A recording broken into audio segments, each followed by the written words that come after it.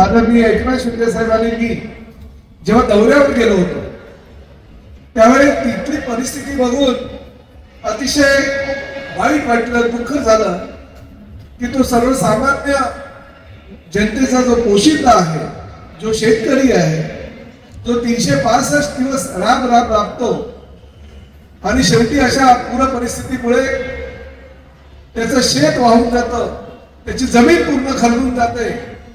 एवढंच नव्हे तर त्याच्या घरातील अन्नधान्य आणि भांडी कुंडी सुद्धा वाहून जाते.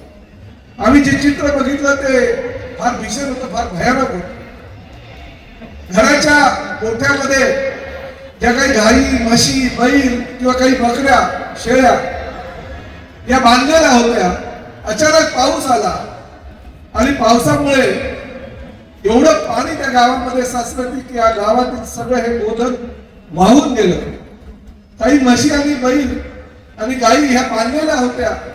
शेतकरी बिचारा घरात होता, परंतु गोठ्यामध्ये पाणी पूर्ण 10-10, 12-12 फूट शिरलं असल्या कारणानं बांधलेल्या अवस्थेत बिचारा त्या गायी आणि म्हशी मृत असलेल्या सकाळी आढळल्या.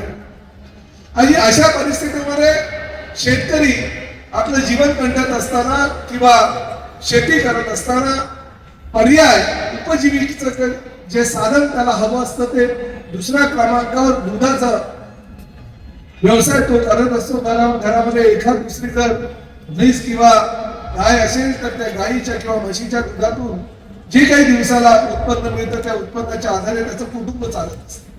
365 दिवसानंतर शेती केल्यानंतर ते शेतीचा माल विकल्यानंतर त्याला ते पैसे मिळत असतात. पण दररोजच्या खर्चासाठी, मुलांच्या शिक्षणासाठी, आई वडिलांच्या आजारपणासाठी किंवा कुटुंब चालवण्यासाठी जे काही पैसे लागत असतात त्याला ते पैसे या दुधाच्या माध्यमातून मिळत निश्चितपणे करू.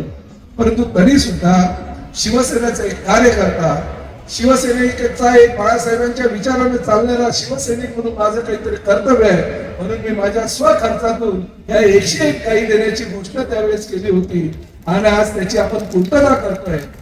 आपण धाराशिव जिल्ह्यातील भूम, परंडा, वाशी आणि कळंब या 4 तालुक्यातील 101 शेतकऱ्यांना ह्या गायी देतोय. पण त्या गायी सुद्धा कुठल्या तुमच्या समोर ठेवलेल्या ह्या सर्व ज्या गायी आहेत त्या आपण गुजरातवरून आणलेल्या, जेणेकरून दर दिवसाला 15 ते 20 लिटर दूध या गायीच्या माध्यमातून त्या शेतकऱ्याला मिळेल आणि त्या दुधाच्या माध्यमातून त्याचा 365 दिवस हा खर्च चालेल. आणि तो लाईव्ह ज्या या गायी आहेत, ज्या नंबर टाकलेले आहेत, आता त्या ठिकाणी चिठ्ठ्या टाकणार आहे आणि ज्या ज्या शेतकऱ्याचं नाव निघेल त्या शेतकऱ्याला ती गाय आणि गायी बरोबर वासरू सुद्धा आपण आज आता भेट देतोय.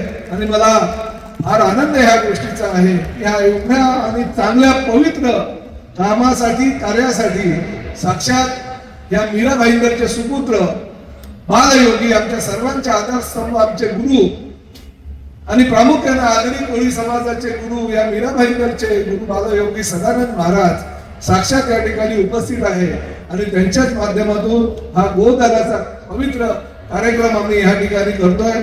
मीरा भाईंदर शहरातील जनतेला परत एकदा मी मनापासून आभार व्यक्त करतो की आपल्या माध्यमातून ही शक्ती आम्हाला मिळालेली आहे आणि ह्या शक्तीचा उपयोग करून आम्ही अशा पद्धतीचं काम या ठिकाणी करतोय.